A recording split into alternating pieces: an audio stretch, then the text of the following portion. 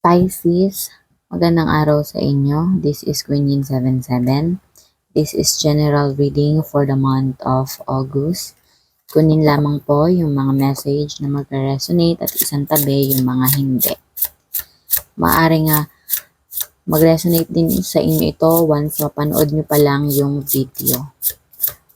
Kunin po natin yung overall energy mo, Pisces, for this August.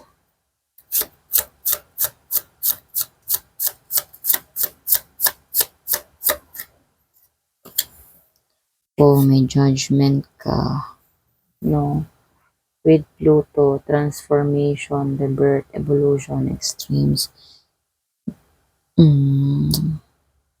Siguro meron ka ngayon na patatawarin sa mga panghuhusga na ginawa sa'yo sa nakaraan.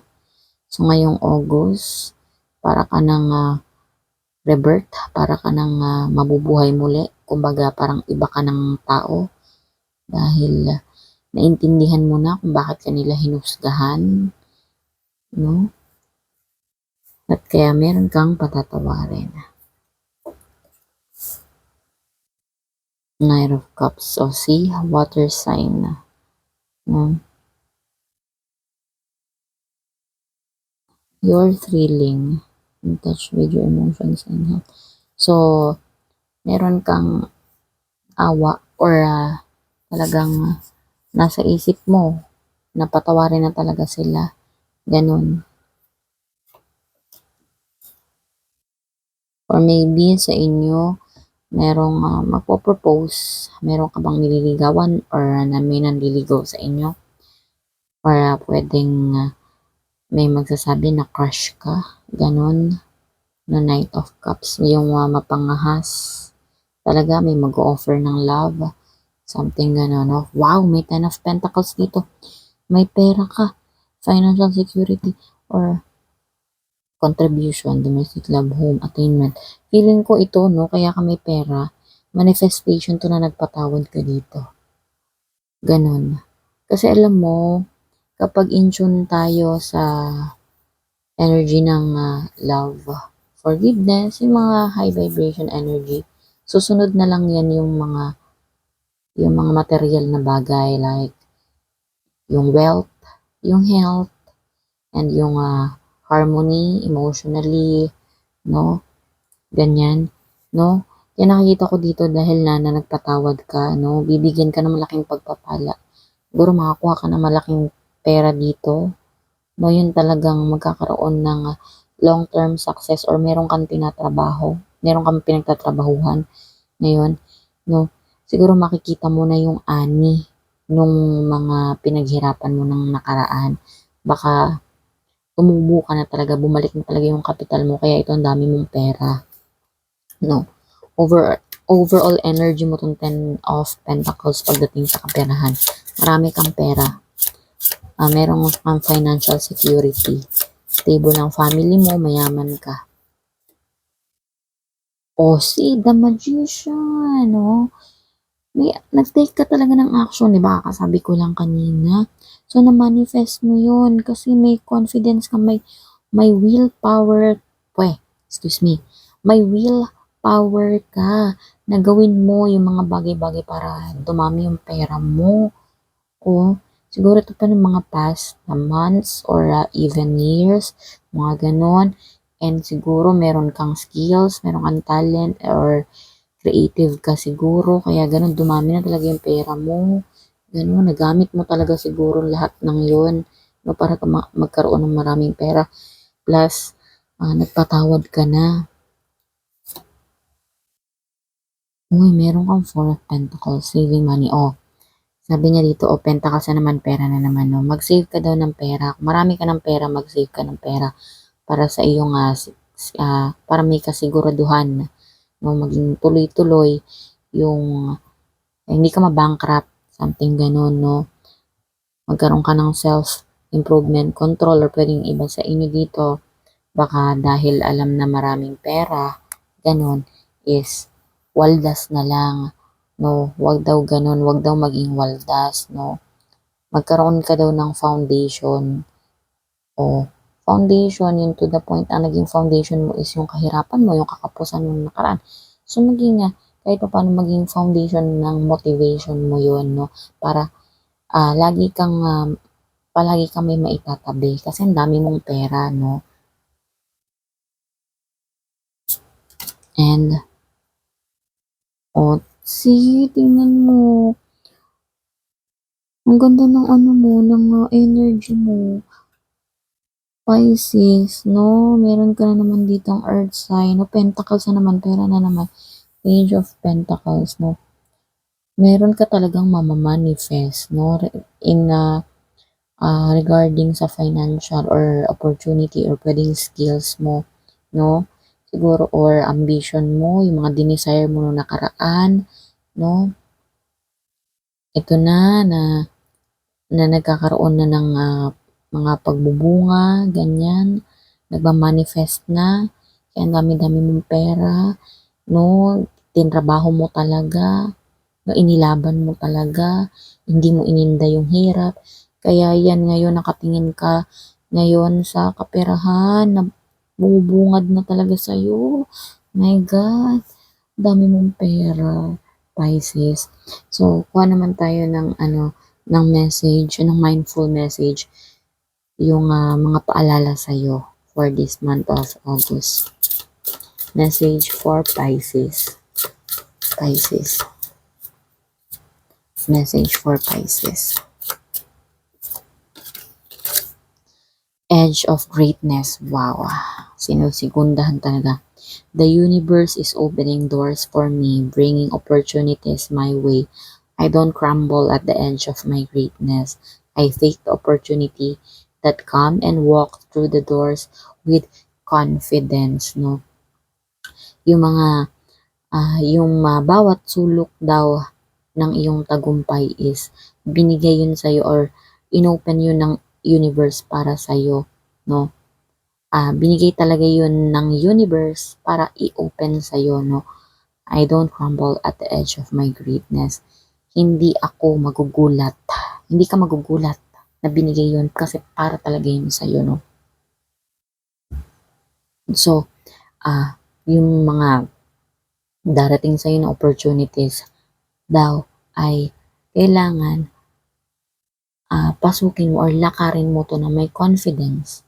Kumbaga, iisipin mo, kumbaga hindi ka matatakot. Alisin mo yung takot or pangamba, yung mga negative thoughts, no? Huwag ganon. Maging confident ka na lalago ito, mapapagpatuloy ko ito, kasi binigay ito sa akin ng universe or what you call it, or so on God, or sino ba yan siya, basta universe or God, no?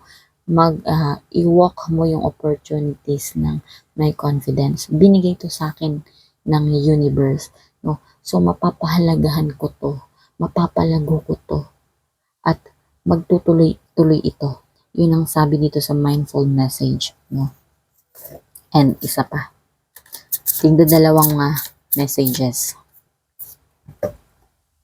Magic. Wow. There is magic and miracles all around me.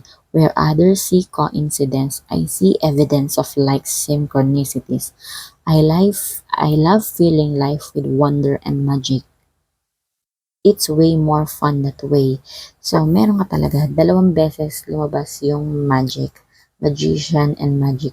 So, energy mo talaga to, Pisces, no?